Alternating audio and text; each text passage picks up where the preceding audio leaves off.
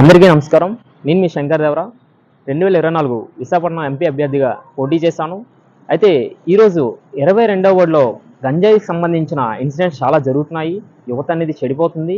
దానికి కారణం ఎవరు, ఏంటి అనేది తెలుసుకుందాం అని చెప్పేసి పబ్లిక్‌లో కొంచెం తెలుసుకుంటే, దీని వెనకాతల పీతలమూర్తి యాదవ్ అనే పర్సన్ ఉన్నాడని, బ్యాక్‌గ్రౌండ్‌లో చిల్లర వ్యాపారాలు ఇలాంటివన్నీ చేస్తున్నాడని, ఈ గంజాయిలు ఇలాంటివన్నీ వ్యాపారాలన్నీ చేస్తున్నాడని అందరూ పబ్లిక్‌లో అనుకుంటున్నారు.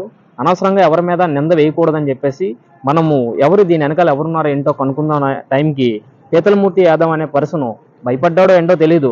వ్యాపారస్తులు ఇవన్నీ చేస్తున్నారు, అక్కడ దుకాణాలు పీకేయాలని చెప్పేసి జీవీఎంసీ కమిషనర్‌కి లెటర్ పెట్టారు. ఈ వ్యాపారస్తులు ఈ చిల్లర వ్యాపారాలు చేస్తున్నారని, మళ్ళీ మత్తు పదార్థాలు, గంజాయి ఇలాంటివి అమ్ముతున్నారని చెప్పేసి క్లారిటీగా లెటర్ రాసి అతను సంతకం పెట్టి మరి లెటర్ పెట్టారు జీవీఎంసీ కమిషనర్‌కి. కానీ జీవీఎంసీ కమిషనర్ నుంచి ఎటువంటి నోటీసులు లేకపోవడం వల్ల దుకాణాలు సేఫ్ అయ్యాయి. అయితే ఈరోజు పీతలమూర్తి యాదవ్ అన్నాడు ఈ గంజాయి వ్యాపారం అనేది చేస్తున్నాడు అంటారా అనేది ఇప్పటికీ మిస్టరీగానే ఉంది.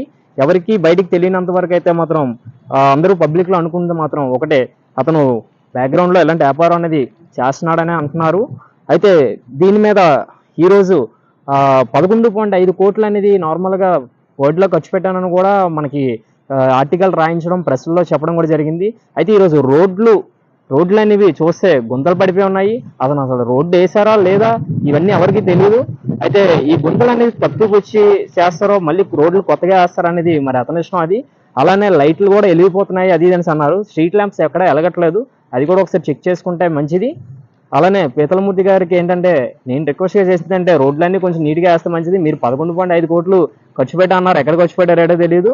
కొంచెం అలాంటివన్నీ చూసుకుంటే బాగుంటుందని నేను అనుకుంటున్నాను.